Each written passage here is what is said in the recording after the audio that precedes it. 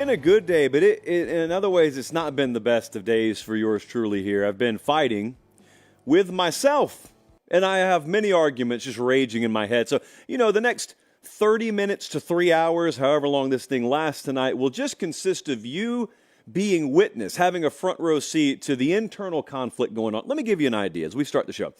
I have this war going on in my head right now, and the war sounds like this. Why should you schedule marquee out-of-conference games? I went to Tuscaloosa in week 2. I watched Texas versus Alabama. It was awesome. And Sark and Texas get the win.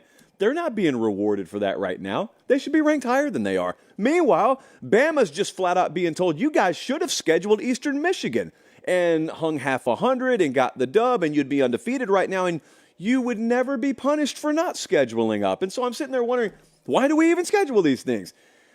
That's what it's been like in my head all day. We're jam-packed high atop a conflicted downtown Nashville, Tennessee. Late Kick Live Thursday night, November 30th, the year of our Lord, 2023. Now, if you're listening for the first time, I'm not a psychopath. Happy to be here. Happy to have you guys here. But we have a chaotic potential scene unfolding before our very eyes with the coming conference championship weekend. Tonight, I'm going to fly to Las Vegas. I will be on the sidelines for Washington, Oregon tomorrow night. I will then fly back across the country and be on the sidelines for Alabama, Georgia Saturday. What's going to happen in those games, and how will the committee respond, and how should they respond? And what did the committee tell us this week that makes them look about as hypocritical as at any point in this 10-year journey we've been on now? I'm going to talk several portal odds and ends with you tonight. There are big names. Dante Moore at UCLA is in the portal. DJ Uiagalelei is in the portal. Several more to come. I'm going to get in that whole best team versus most deserving team thing. I got some Bama, Georgia to talk about in addition to the prediction video that we've already done. And we got a jam-packed show. They're watching us in Stockbridge, Michigan. Columbus, Georgia tuned in down there in the 706. Cheyenne, Wyoming, Chesterfield, and Clearfield, Pennsylvania, both tuned in. As I said, I'm going to be at multiple conference championship games over the next 36 hours. You need to make sure you're following on Instagram, at LateKickJosh. You look at the story, the Instagram story there, and it's going to be loaded with behind-the-scenes content. I mean, we're so blessed to have the access we have, but that means I can show you stuff most people can't show you, and that's where I do it. I don't plaster it all over this show necessarily. I put it there. So if you want to see it, you can see it, and it's going to be really, really good, especially this weekend. So let's dive into the show tonight. Also, I got a big announcement from Academy. If you're one of those out there who's not quite as loyal to the brand as you should be, and you fast forward through the Academy ad read, wouldn't do that tonight. Really would stick around for the Academy ad read tonight. All right, let's dive in. Who should make the playoff? Which teams should make the playoff? Should it be the best teams? Should it be the most deserving teams? What's the difference in that? Well, I thought we had sorted all this stuff out. I'll give you my opinion first, but then I want to show you something in just a second that's thrown this entire process into a blender. So I'm called a hypocrite a lot about this, but I'm not. Here is very, very clearly what I think. I believe in power ratings. I put my own power ratings out every Tuesday. We call it the JP poll, and we tell you who our model would favor against who on a neutral field. And that's a little fun exercise, and if you're not interested, that's fine. But I always make sure to tell you those are power ratings, not rankings. And the reason I make sure to specify that is I don't think my power ratings should in any way reflect what the playoff committee's rankings look like. Case in point, I've got Florida State either 13 or 14 right now, I think. And that's just a raw power rating because of the Jordan Travis injury. It's as simple as that. Yet I think if they win this Saturday in Charlotte, they should be in the playoff. I certainly wouldn't have them power rated top 4, but I would rank them top 4. So I thought 10 years into this playoff journey of ours, we had arrived at a place where, although the committee had not clearly defined it, we had come to understand that what they were doing was putting the most deserving teams in the playoff field based on whatever their criteria is, whether it's strength of schedule or game control or number of ranked wins, whatever. Eye test for all I care. I thought we had arrived at that. Then I'm just minding my own business at my apartment the other night, and I see this quote pop up on my screen. And I think, there's no way I just read this correctly. So I reread it and reread it and reread it. And it said what I thought it said. Heather Dinich, over at ESPN, interviewing Bill Hancock. This is what the tweet said she put out.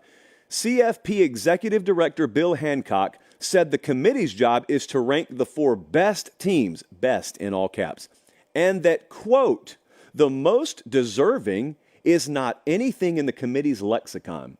They are there to rank the best teams in order, and that's what they do, so just keep that in mind, unquote. That is not her speaking.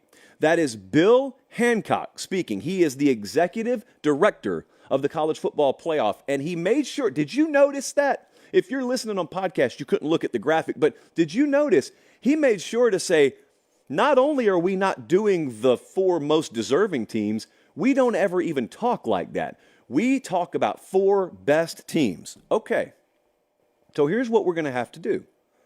That's different than what I thought we were doing. And granted, maybe I'm new to this. Maybe I don't know a whole lot about college football. We're only 10 years into the playoff. It's like, what is a catch, in the NFL? What is a playoff criteria list? Apparently, it's a moving target now. So I got more and more bent out of shape about this as the days went on, and Tuesday turned into Wednesday. Wednesday turned into Thursday. And now I'm halfway hot about it because I'm thinking to myself, what happens with Georgia Saturday? Georgia could win and make it all a moot point. They could lose to Alabama. And at that point, I've been looking at it thinking to myself, if Georgia loses, based on how the other dominoes fall, they would be out, possibly.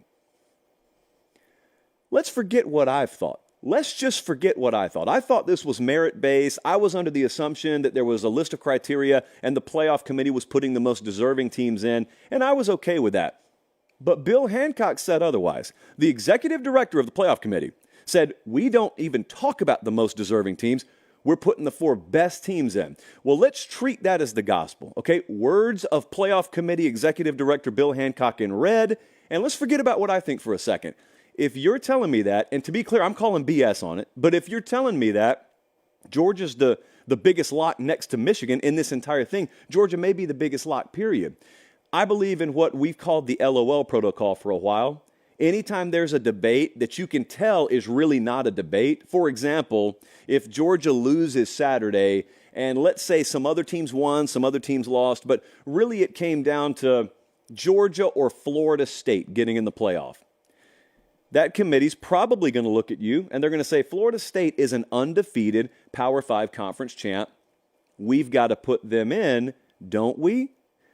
But then, all of a sudden, I'm armed with a quote from your own executive director saying, no, you're worried about the 4 best teams. Now, keep in mind, we're removing my opinion from this. I think Florida State should be in because I think any undefeated Power 5 conference champ should be in. But we're not going by that anymore. We're not going by what they deserve. We're going by best team. Here's what the LOL protocol says. LOL does not stand for laugh out loud here, friends. It stands for life online. So if I walked in that committee room Sunday morning when they're making their decision, and I told each of them, you got to put your life on the line. You got 1 spot left in the playoff. And I got Georgia and Florida State playing each other for it. Are any of you even wasting a second before you say you're taking Georgia? Of course you're not. It is unanimous in that room. Georgia beats Florida State. Vegas is telling you, I'd agree with them. Georgia would be more than a 2-touchdown favorite on a neutral field if they played. So how's this even a debate? They can't look you in the eye and tell you it is a debate. So what I'm saying is, I don't believe what Bill Hancock said to be true. I don't believe they've been doing that. If they've been doing that, TCU wouldn't have been in this thing last year. I want to pause again and let you know I thought they deserved to be in, and therefore I had no problem with them being in. But if you're telling me you want the best teams, if we're going JP poll mode, if we're going Vegas odds maker poll mode all of a sudden, and we're talking about best, Bama would have been favored significantly over TCU last year. Bama should have been in, but you didn't put Bama in, did you? And the reason you didn't is because you haven't been operating off 4 best teams. It's a joke to suggest otherwise. And so I heard that or read that the other night and thought to myself, how is this a serious quote? Like, how are we really talking like this? Now, what I think maybe, possibly, could be at play here is they've gotten tired of looking at what happens in the first round of the playoffs. Colin, do we have that graphic, by the way, of the carnage that has been the semifinals of the college football playoff. I don't really need to remind you how sort of uncaptivating the first round has been. It's been blowout after blowout after blowout. I mean, for example, we're showing a graphic on the screen right now. Bama, Michigan State, Clemson, Ohio State. You got Clemson, Oklahoma, Oregon, Florida State. We could not fit all the 3-possession blowout wins on the same screen. We had to go multiple sliders. There have been 12 3-plus possession wins in the first round of the playoff since its inception in 2014. So it could be that they've gotten tired of looking at that, and maybe they're just changing the protocol on the fly. They certainly could never tell me they've always put the best in. If they put the best in, regardless of anything else, Michigan State never would have been in the playoff several years ago. Cincinnati wouldn't have been in the playoff a couple of years ago. There were several teams that would have been favored over them. They were put in because they deserved to be in based on the criteria that they had in their hand. I didn't have a problem with it, by the way. I do all of a sudden have a problem with it if you try and tell me that's not what you've been doing the whole time. Those were really just the best teams. And then you want to know what the worst part of my day has been? Ari Wasserman and I are like fighting this battle alone, basically. But, well, it seems like that way. We have been fairly anti-college football playoff expansion. I think most of you know my stance on that. So I promised you a long time ago, once they announced that the playoff was expanding, I wasn't really going to waste your time resharing my opinion over and over again. I wanted it one way. I didn't get my way in the end. Well, come to find out, some of you kept your finger on that page of the book, and you've opened it back up because you think now that we've got potentially more than 4 viable candidates for this year's playoff, that it renders my point hypocritical. Because I've been sitting here arguing about these sorts of things. Let me be clear, or in the words of Corrine Brown back in the day, let me be clear. Look it up if you don't know. I haven't changed my stance a bit on that. Here's the only difference. I've seen Wasserman waffle. Don't be a waffler, Ari. The only difference in where some people's heads are at and mine is I don't care if people are mad. I never thought it was the worst thing in the world if someone's mad. It could very well be, by the way, that we get to this weekend and somebody gets left out. It could be Texas, it could be Bama, it could be Oregon. Someone gets left out that feels like they should have been in. Well, you know what happens then? What happens is a fan base is upset. We spend 2 or 3 days arguing about it, and then we probably have a pretty good playoff. I would think so. I mean, we'd hope so. I would much prefer that. I would much prefer one fairly deserving team being shafted over what the alternative would be even this year. Guys, you're crystallizing this as like the perfect example why we need expansion, and I'm sitting here thinking, okay, list me the teams, and you're getting about 5 or 6 deep before you get to the Oklahomas and Penn States of the world, and I'm like, do you see my point? And half of you are like, no, I really don't. I'm like, there is no world ever in any year where you're going to tell me there are 12 teams that deserve a shot at playing for a championship. And then we get into the whole, well, it's not about the destination. It's about the journey. How can you say no to more football? And I've already argued all those points, and I think fairly convincingly won, but some of you disagree with me. Alas, I told you when I came on the air tonight, I have been fighting battles in my own mind today. This is what it sounds like. This is what it has sounded like in my head. And then I got to work, and then producer Jesse and I sat in there, and we did point counterpoint. And if you think this is bad, wait about 20 or 25 minutes. I'm going to do some playoff scenarios, and then I'm really going to be up the wall sideways. So going to be crazy times. Now, having said that, we're not trying to cure fatal disease here. This is just college football. So at the end of the day, no one's dying. No one's going away forever. It's going to be okay. And I'm going to actively take part in it. As I told you, I'm flying to Vegas tonight. I'll be there for Washington, Oregon tomorrow night. I've had some strong feelings on that game. I have had some strong feelings on those 2 teams this year. Well documented. And then when that one concludes, one way or another, we'll board a plane and we will fly to Atlanta for the SEC Championship. Hey, there's word. Colin and Jesse, I don't know if you've heard, but there are strong rumblings inside the organization that they are putting us on the main CBS broadcast 30 minutes before kickoff Saturday. Can you imagine? What? Us? Allowed to talk college football on what would we call that? Like global television? They can watch that on the space station. So anyway, who knows? Whomst knows what happens when you get turned loose at the SEC title game. I do know this. PateStateMaterial.com is where you can buy the shirt that commemorates this trip. And also, as of about an hour ago, the entire tour shirt is also available at PateStateMaterial.com. So if you're not really into concerts, but you want one of those concert tour-looking shirts with all the dates and the cities on it, wham! PateStateMaterial.com is where you want to go. Looking really forward to the next 36 hours. Not a lot of sleep, but that's okay. We sleep in March, and then we start spring practice. I got several Twitter questions I wanted to get to because I have not been able to open the mailbag in a little while, and I felt like today was a good time to do that. And we have a ton of stuff left to get to tonight, so lock in and subscribe to the channel or the podcast if you haven't already.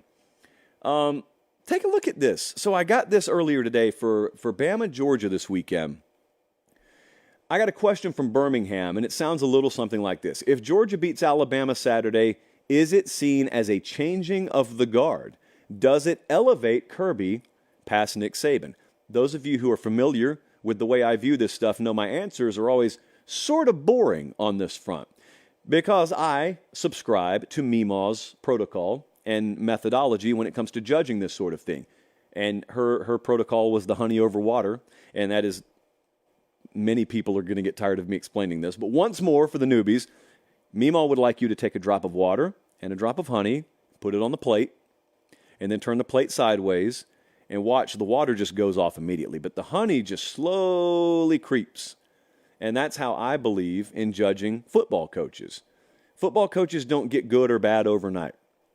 So similarly, if you got a guy like Nick Saban who has won championships at multiple places now, but he came to Alabama, that was a place, by the way, where it had started to become believed that you could just never win again. Like Alabama was Nebraska.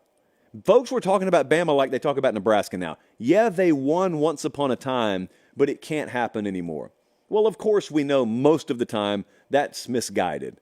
What cannot happen versus what is not happening are two different things. So anyway, Saban comes to Alabama, resurrects a sleeping giant, and he's won championships over 3 different decades now.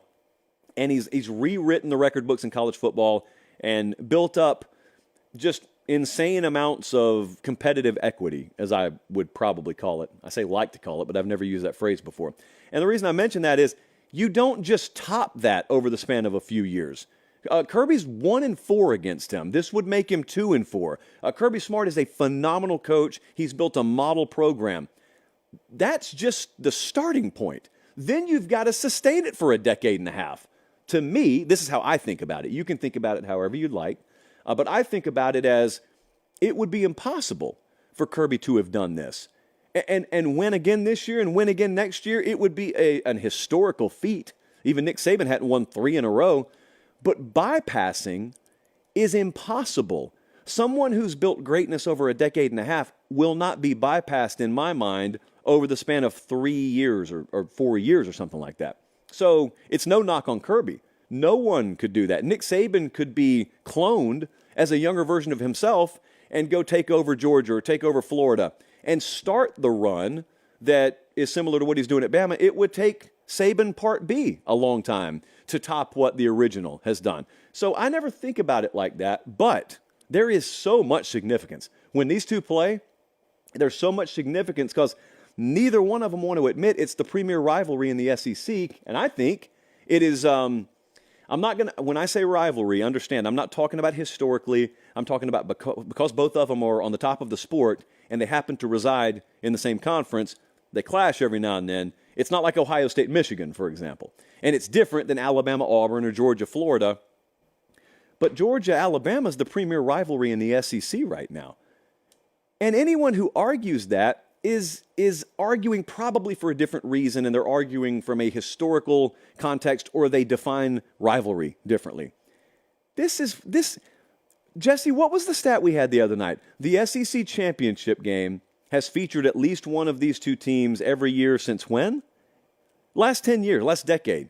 So the SEC's gone through one of these two teams every year. Most of the time it's been one of these two teams. If you go back the last 8 years, only one season has seen someone other than these two teams win the SEC, and that took Joe Burrow and LSU to do that. So how they really feel about each other is rarely admitted out loud.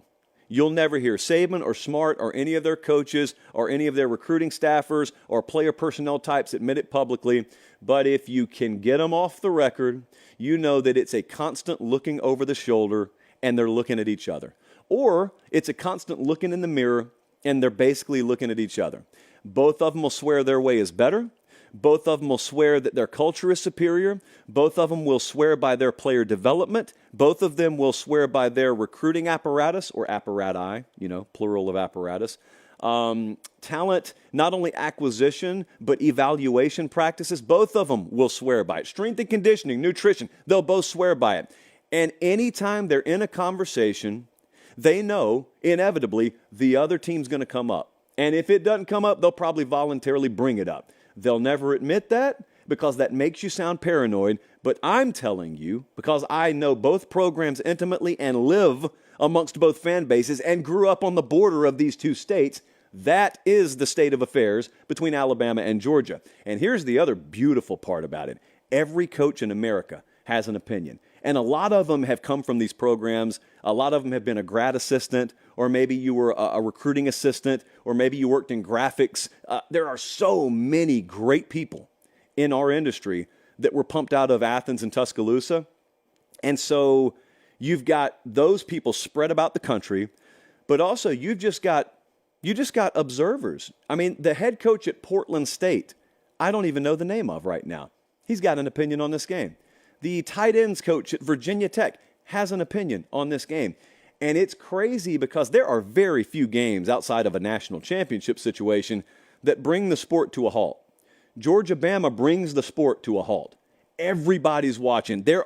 I wish you could be privy to the group texts with other coaches or other player personnel types or other recruiting directors around the country, and it's like they've all got their take on it, and they will all draw conclusions off of it. There are a lot of programs that work downstream of Georgia or Bama. In other words, whichever program they perceive to be on top of the SEC or on top of college football at the time, they're kind of taking cues from. Well, when they play each other, there is no better metric. There's no better barometer. If Georgia wins 33-10, if Bama wins 33-10, if there's a decisive outcome, you start to look over at Tuscaloosa or Athens and say, well, they just did this to them. Let's do more of what they're doing. Let's go meet with their staff over the spring. Let's hire 2 of their marketing people. It's wild. It is wild. Everyone's got an opinion on it. So it's significant, and you will be told that this is another game, and you will be told nameless, faceless opponent. It is ultra intense. It's ultra personal. It is the national championship game for these two. Because let me tell you something else they believe, and they'll also never admit for sake of respecting the opponent. They believe whoever wins this game is going to win it all. Most of the people in the South believe whoever wins this game is going to win it all. Odds makers may very well believe that. Here's the thing with Bama. Georgia, you can buy that. With Bama, you may not buy that. But with Bama, you got to understand something. If you get them in the playoff, you give them a few weeks to get healthy, and you got the best big game coach in the country against Michigan or Oregon or FSU or whoever the case may be, I'd like their odds. So in Tuscaloosa, they look at it and say, if anyone's going to keep them from winning the title, it's got to be us. Because if they get past us, they're going to win it all. And in Athens, they think the exact same thing. If Bama gets past us, they're going to win it all. And there is nothing in the world that they want less than to watch the other one win a championship. The head coaches feel that way. The assistants feel that way. It's in some cases very antagonistic, but in other cases, it's the height of professional and competitive respect. So you want to know why I make it a priority to be on the sideline every time they play? Those are some reasons why I want to be there. It's going to be awesome. It's going to be a phenomenal environment in Atlanta Saturday. Happy to be there. I told you at the beginning of the show, I had big news. I got a big call from Academy today. And here's how it went. So you guys who listen on podcast, you know that Spotify does the Wrapped. I I guess it's a campaign at the end of the year. And what they do is they aggregate how many minutes you've listened to different shows, and they give you your top 5, and they show you how many minutes you spent listening to those shows, and it shows you, what percentage. For example, if you listen to Late Kick and you listen a certain amount of time, it shows you a percentage-wise. You're in the top 5 percentile. You're in the top 3 percentile. Well, I see that, and I appreciate it, and you guys tag me in it, and it's wonderful. The popularity of the show has exploded. But Academy also saw that. So unlike me, who just sits here and says, thanks, guys, Academy said, hey, we've done really good this year. We're sitting on a mountain of cash. Let's give some of it away. I said, all right, I'm all ears. And they said, no, not to you. Let's give it away to the people.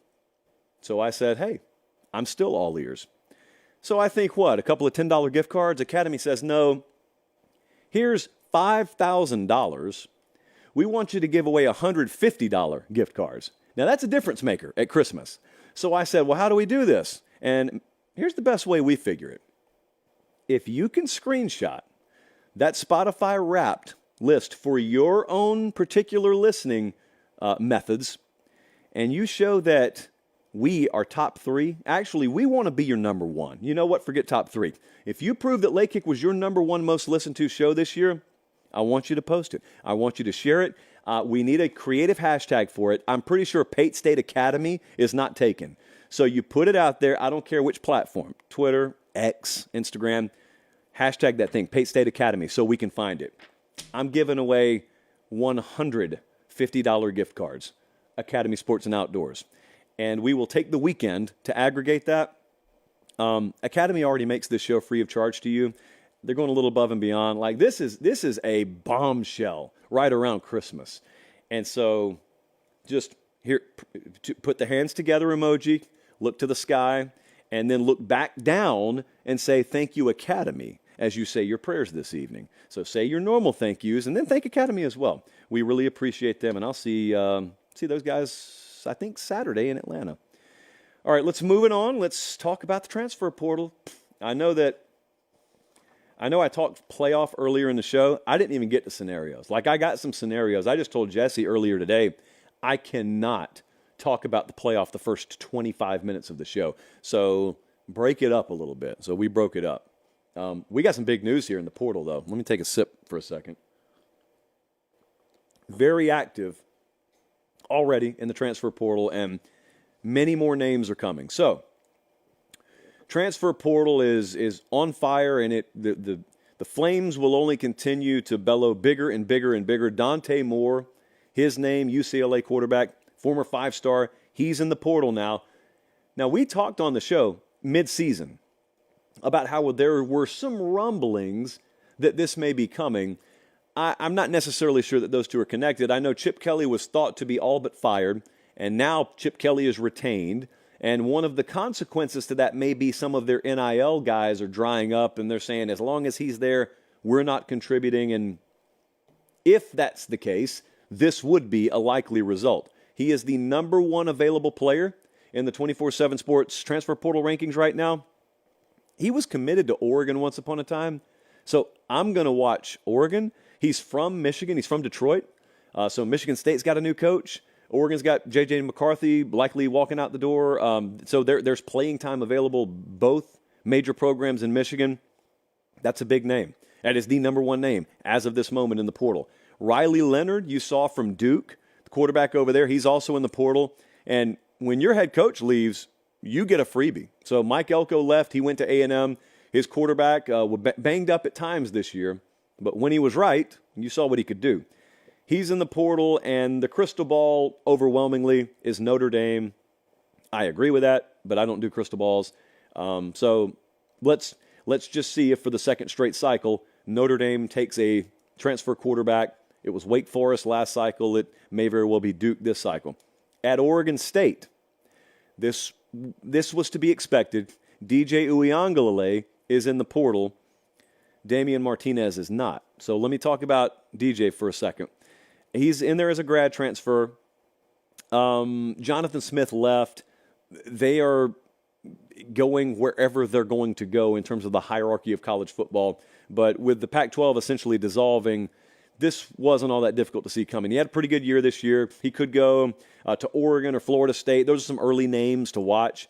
I think that process is just getting cranked up. Also, Damian Martinez, the running back, is sticking around, at least it looks like right now, but also got arrested in the past couple of days. And so, they elevated from within there when it comes to head coach. Let's keep an eye on this because, as is the case with any coaching move, you could always have the floodgates open. And that was a quality team this year, a high-quality team. So there are some very enviable assets on that team. What about Juice Wells? What about old Antoine Wells over there at South Carolina? In 2022, this was a first-team All-SEC wide receiver. He was banged up this year, but I was over on the Big Spur today because I always lurk around and see what Hale and JC and the guys are saying. Looks like Texas is a big player for Juice Wells, and that backs up what we had heard out of Austin. Spencer Rattler goes to the NFL, and so there's a lot of uncertainty in Columbia right now. And look, if you're a wide receiver, I'm never going to blame you. If you're looking over at Sark in Texas, and now the methodology's proven, like now they're a borderline playoff team, that's understandable. It's not a shocking headline. It's just a tough blow for a team like South Carolina because back in 2022, when he had a full 13 games played, nearly 1,000-yard receiver, 6 touchdowns, and 2023 was what it was. Tobias Mayweather is a Notre Dame wide receiver in the portal. Chris Tyree is a Notre Dame wide receiver in the portal. Braylon James is a Notre Dame wide receiver in the portal. But Tobias Mayweather is a little different cat, 6'4", 204, currently the number 1 wide receiver available in the portal. Back in the 2022 recruiting cycle, he was number 14 overall at his position. And I don't particularly know who would lead for him yet. And some of these guys go in and they're already decided on where they're going to go. I don't necessarily know that that's the way I would handle that. Like, if you're a big-time player, there will be spots for you. It's not a situation if you're Tobias Mayweather where you better get in there and grab whatever high-level MAC team wants you. That is not his plight. So he can afford, if he wants to wait it out and, see which coaches move, see which roster spots open up. So can KJ Jefferson, the Arkansas quarterback.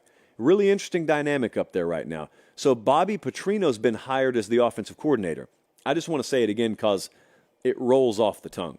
Bobby Petrino's been hired as the offensive coordinator at Arkansas. I'm going to do it again, Jesse. Bobby Petrino's been hired as the offensive coordinator at Arkansas. It gives me the goosies just to say it out loud. Well, there are debates, let's just say, in Northwest Arkansas right now about whether KJ Jefferson is a, quote, Petrino QB, unquote. And no matter what your opinion is, it has been shared on hogsports.com. I am a regular lurker and occasional poster over there, and it has been shared, no matter what you think. Well, if he's out the door, and there's no decision that's been made publicly, but if KJ's out the door, where could they go? And for the record, Zenitz and Hummer have both been all over this on our side, and they both think KJ is likely headed to the portal. Most people around the program think he's likely headed to the portal.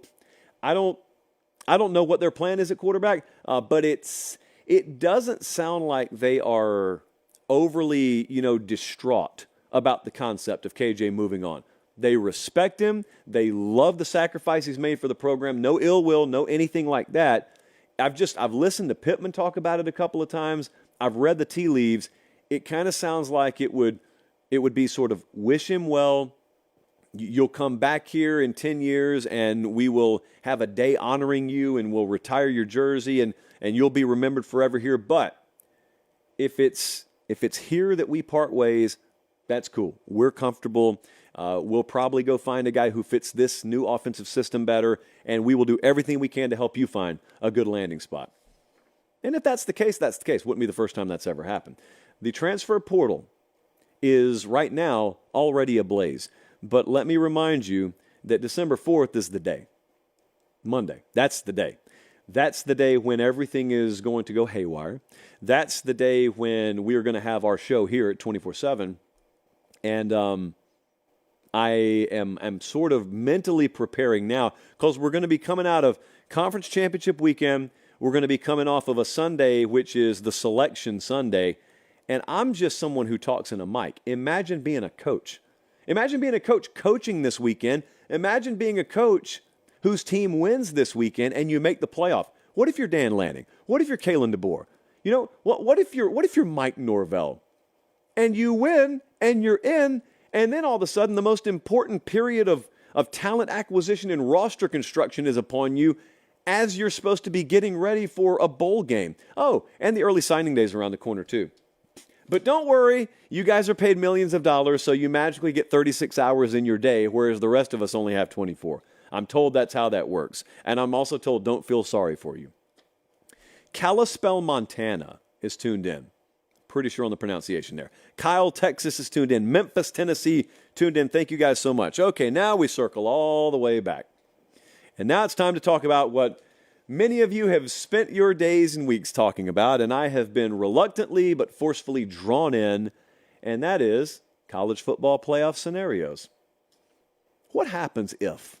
What do we do if? That's been what I've avoided. I've watched it from the outside because I thought to myself, this will all work itself out. And I was wrong. And as is usually the case when I'm wrong, I wasn't actually wrong. When I'm wrong, it's because a coach or a kid or an official screwed it up. And in this case, there were supposed to be more upsets, and there weren't. And so here we are. We're going into Conference Championship Saturday. The Pac-12 championship games tomorrow night, and then we got the other title games on Saturday. And we're still asking questions like, what if all the undefeated teams win? And we've got Georgia, Michigan, Washington, and Florida State there. Do you realize how Bill Hancock's statement that we talked about earlier in the show comes into play? Colin, I didn't tell you to do this. If you can't, just let me know. Could you scroll in that computer of yours in there? Could you bring me Bill Hancock's quote back up? Thank you. So I want you to think along with me here. Think about the undefeated teams winning out. Georgia wins out, or Michigan wins, they're in. But Washington and Florida State, what if they win? And now we go back to Bill Hancock, executive director of the playoff, Bill Hancock, saying our job is to rank the 4 best teams. That most deserving is not anything in our lexicon quote. That's what I want you to pay attention to. We continue the quote. They are there to rank the best teams in order. That's what they do. Keep that in mind. So Bill Hancock says most deserving is not part of our equation.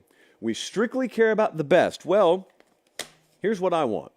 If this happens, if the undefeateds win, if it's Georgia, Michigan, Washington, Florida State, I need Bill Hancock or I need Boo Corrigan or I need some committee official on the record, and I need them to look a camera in the eye, and I need them to say Florida State is not more deserving than Texas, they're better. Florida State, not more deserving than Alabama, Washington, or Oregon, or whoever would be there. They're better. They're better than Ohio State. They're better. And then I would like an odds maker to walk in the room. Mind you, this is not how I think this should work, but it's Hancock's words, not mine. And I want an odds maker to say, sir, we would favor Oregon even with 2 losses by about 11 or 12 over Florida State right now. What do we do? Well, according to his words, you put Oregon in. They're not going to, of course. So that's one of many reasons why I had a problem with that quote. How do we handle Alabama? Let's just talk about this. You know, I slightly leaned Alabama to win the SEC title game, so maybe I'm wrong, but if I'm right, what's going to happen with them? I think it's Jesse, would you say this is the biggest single debate point right now? Because you listen to this stuff more than I do. Is Alabama being in if they win? Is that what's being debated the most? Okay, Jesse says pretty much. Way to take a stance, Jesse. So is Alabama going to be in? Well, if they lose, no. If Alabama wins, are they going to be in? Listen to me. I think so. I think they will be in if they win. I think they probably should be if they're in. Now, here is what we know. We know they don't control their own destiny. We know, not according to what Bill Hancock says, but according to what that committee actually does, we know that if Florida State wins and Washington wins and Michigan wins and let's say Texas wins, Bama's not going to get in.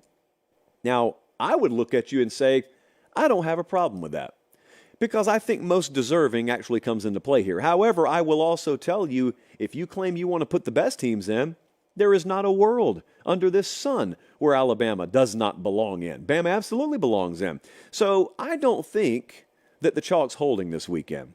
That's the point I'm trying to arrive at. I think Washington will lose tomorrow night. I think Florida State's got a pretty good shot to lose Saturday. By the way, the weather forecast in Charlotte looks gross. And it always befuddles me how a conference can be the ACC and can reside in a geographical footprint where there are domed stadiums, and yet they're playing their conference title game outdoors in December. Weather's going to be a factor Saturday, and it is your fault, not anyone else's. I love the weather, but I don't control the weather. So I think Bama needs one or two dominoes to fall. But I think one or two of them will fall. I think they need Washington or Florida State to lose, and especially if both of them lose, then it's really game on for them. But I am very fascinated, as I have been for a while, at the potential Texas-Bama-Oregon conundrum. So let's walk you through this for a second. What if Michigan wins, and they will? What if Washington wins? What if Washington upsets Oregon? They've done it once already this year. And what if Florida State wins? They're a small favorite. This is more than a reasonable path that we could see. And then, so what if we got Michigan and Washington and Florida State there? And if they win, by the way, I think those three are in. And then Texas wins, and Bama wins, and they're sitting there. And we've got this debate about Texas-Bama. I don't think it's much of a debate because I respect on-field results. But I've heard more and more sentiment growing about how Bama should be in over Texas. It doesn't make much sense to me. But, again, if we're going down this road Bill Hancock has taken us down about best over most deserving, none of it matters. None of that merit-based stuff matters. None of your on-the-field results matter. It's just who would Vegas favor right now. That is not competition to me. That's not sports to me. But, hey, if we're looking for best over most deserving, then all of a sudden I guess we have a debate there. How would Georgia get handled? This kind of goes back to what I was talking about earlier today. How would Georgia get handled? And by the way, before I get to Georgia, you know what? The most likely thing with Bama is they end up in a one-on-one scenario with Oregon. To me, that's the most likely. Like, I think Michigan's going to win. I think Texas is going to win, and I think both of them are in. I think that we're going to end up getting to a place where maybe you've got Bama, Oregon with one spot left. And I know that Oregon's been ranked ahead of Bama right now. I'm not so sure they get in over Bama. Like, I'm looking at the resumes, and I have no clue how they're ranked above them right now. I would power rate Oregon slightly above Alabama, but power rating and ranking are supposed to be two different things. The committee claims to care about certain things, and I've looked at those certain things, and Bama has the edges, and yet Oregon's ranked not only above them, but Texas as well. Be that as it may, I don't think there's much of a world where that committee watches Bama beat Georgia if it happens and win the SEC, and you got a one-loss Nick Saban with a conference ring down there, and you tell him, sorry, we don't have room for you, and you grant the Pac-12 champ access instead. Not an undefeated Pac-12 champ, a one-loss Pac-12 champ. I don't think that's going to happen if I had to guess how that committee acts. So I think there's still a lot to be decided regardless of what the order of ranking is right now. Now I want to talk about how Georgia would be handled. I've been doing radio all week, and this has been a surprising point of debate. But again, if we go back to Bill Hancock world, it should be a debate. If we're going by Bill Hancock, and if we're talking about who the best teams are, there is no way, whether they win or lose Saturday, that Georgia's not one of the four best teams in the country. I don't really care who else wins. All the favorites could win for all I care. If Georgia's the one who loses, Georgia's in if you're putting the four best in. I don't think that's what they'll do because I don't think that's what they do. So if Georgia loses to Bama Saturday, let's say we've got a Michigan in there, and we got Bama in there, and we got Texas in there, and we're looking around saying, well, Oregon won Friday night, and Florida State won. Who are we putting in? You putting a one-loss non-conference champ Georgia in over undefeated FSU? You putting one-loss non-conference champ Georgia in over Oregon? If we're putting the best in, the answer is yes. especially with the Florida State example. Georgia's unequivocally better than Florida State. They're not going to do it, guys, is what I'm trying to tell you. Florida State is absolutely in over Georgia. I'd argue they should be, because merit matters. Results on the field matter. At least I think in a blended world of power and merit, that's the way it should look. And Oregon would be in over Georgia. That's the way I think it would shake out. Now, whether it should shake out that way is a different conversation. I think that's the way it would shake out. Because the other thing, here's what the other alternative is. The other alternative is we go from arguing whether any SEC team's going to be in for 3 weeks to 2 of them being in. You think they're about to let that happen? I don't think they're letting that happen either. So, I sound a little jaded towards the committee. If I sound that way, it's because I am. I just want to broach what I call the unfathomables. It's in the distant 4th quadrant of my piece of paper here. The unfathomables are the scenarios we have not dared touch because we don't think they're going to happen. It's Michigan losing. No one thinks that can happen. I agree with you. But do you notice the other one? The other one we're not touching is Texas losing. Everyone thinks Texas is going to win. I do too. I think they're winning and covering. But unlike Michigan, Iowa, the Texas line is 14.5. Like 14.5 point favorites lose all the time. And Texas has not fared well against Oklahoma State in recent history. So, I mean, Mike Gundy's at his best when they're underdogs. If that one were to happen, then you got a little chaotic scenario playing out because there's this world, and I had to write it down on a Post-it because this is how crazy it would be. I want you to think about how backwards this is. I believe if there was, let's just say, one spot available, and you had Texas, Oregon, and Alabama vying for that final spot, I don't think Alabama can get the spot because I don't think you can put Bama in over Texas. However, and that means Oregon would go. I think Oregon would probably end up going. They may end up going. And if I remove Texas from that equation, it all of a sudden opens the dam where Alabama doesn't have this little artificial ceiling built in on top of it due to head-to-head. I think Bama could go over Oregon. So, like, Bama and Oregon were in both scenarios, and in scenario A, Oregon went over Bama. Scenario B, Bama went over Oregon. Yeah, so that's where we are right now in the world of the hypothetical. Now you see why I never participate in this stuff. Let's continue. As I said, I opened up the Late Kick inbox today, and we had some interesting questions. I need you to do me a favor, by the way, if you're watching live.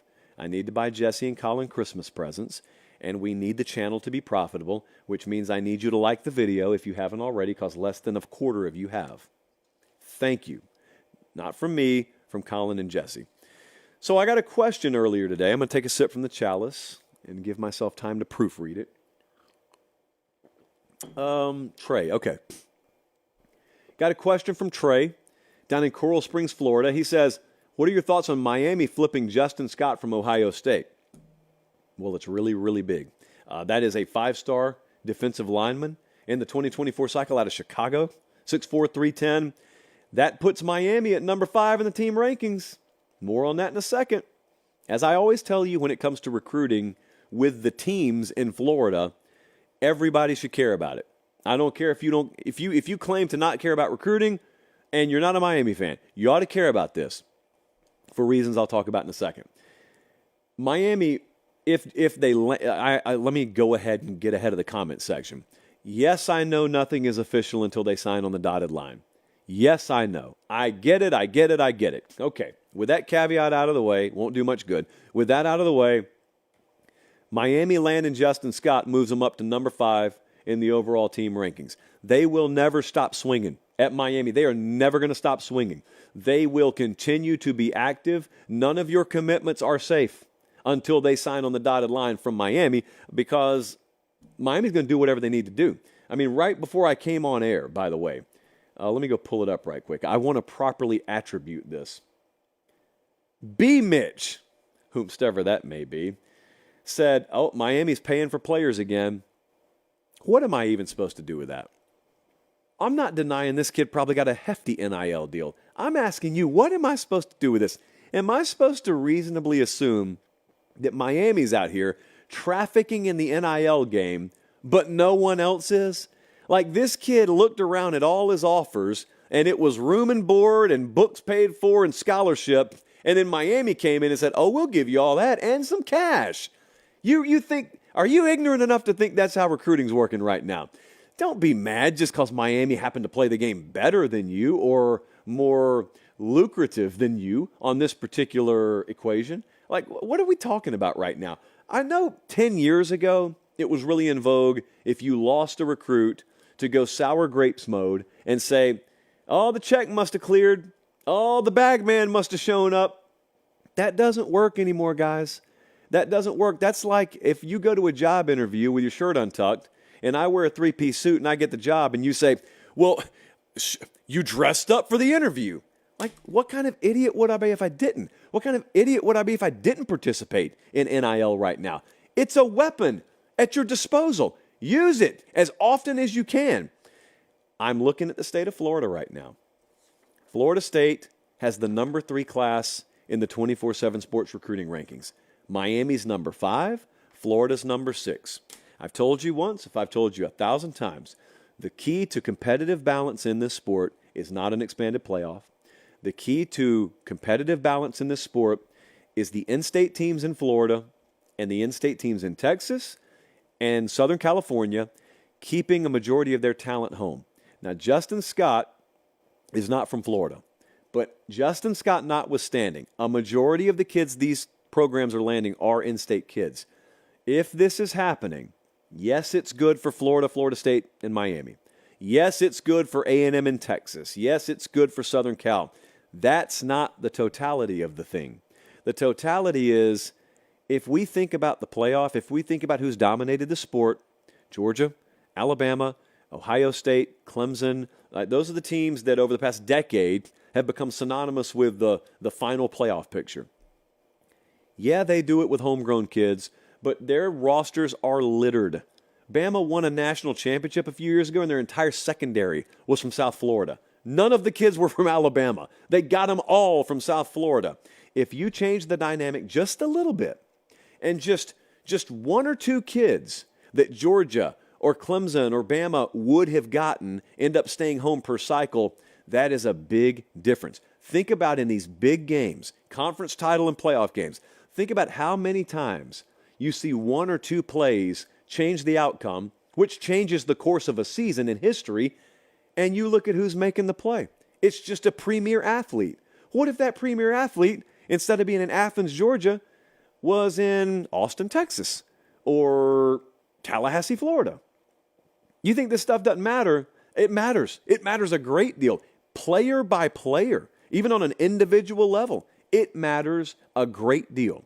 And so that's why I always harp on the recruiting rankings. While they're not an exact science, it is by far the best metric we have in our business and industry to gauge who's acquiring the talent level needed to compete at the highest levels.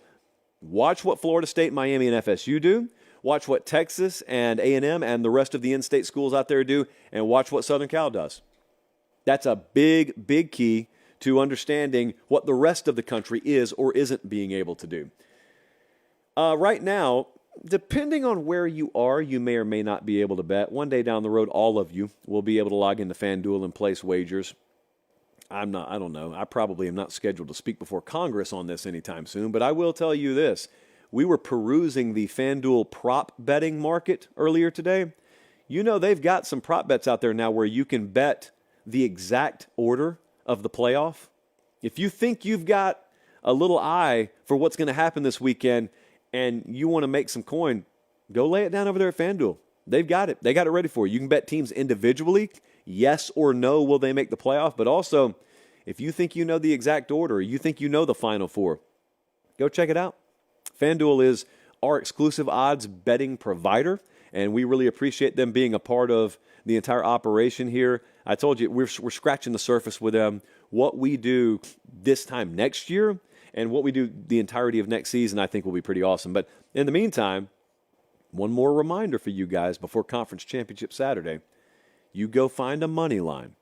If you think Texas is a lock this week, forget about the 14.5 for a second. Just take Texas on the money line, bet $5 on it. You'll probably win, and you'll get $150 in return in bonus bets. It's that simple. And if you want the link, if you don't want to memorize all that small print there, just look on the YouTube channel, look in the show description here. There's a link for you to follow, and you're good to go. We do things responsibly around here. We do not bet money we don't have. We don't bet with our gut, or at least we hope we don't. We do it sharp, or we don't do it at all, but we do it at FanDuel, and we appreciate them being on board. I don't have another best bet to add for you tonight, but I do want to remind you that on the Ramen Noodle Express, we've got SMU plus 4.5, and we got Bama plus 6.5. Those are the games I'm on right now. Those games kick off at the same time. I think they're both 4 p.m. Eastern, or if not, they're staggered by an hour, but they're both happening right on top of each other, Saturday, Immunity. So those are 2 of the games on the Ramen Noodle Express right now. May add some more. We'll see. It's a condensed slate this weekend, so we're not going to bet every game just because it happens to be there. Okay, here's what I have to do. I have to go to the airport and fly to Las Vegas for the Pac-12 championship game, and then I'm going to be right back to Atlanta for the SEC championship game. I know I'm going to see a lot of you. I'm excited. I've taken about 1,000,001 pictures this year. I always encourage you to tag me if you take those pictures. I like to retweet or repost as many as I can. And then Sunday, we're going to sort it all out right here as we always do, as professionally as possible. Appreciate you guys making it all possible. I hope you enjoy the games this weekend. Get to one if you can, and if you can't, at least get to Academy Sports and Outdoors and buy you a tent and sit out in the yard and enjoy it in the elements. Unless it's really cold, in which case, never mind. Buy a jacket from him instead. For producer Jesse, for director Colin, I'm Josh Pate. Take care. Have a great weekend. I'll see you back here Sunday night. Until then, God bless.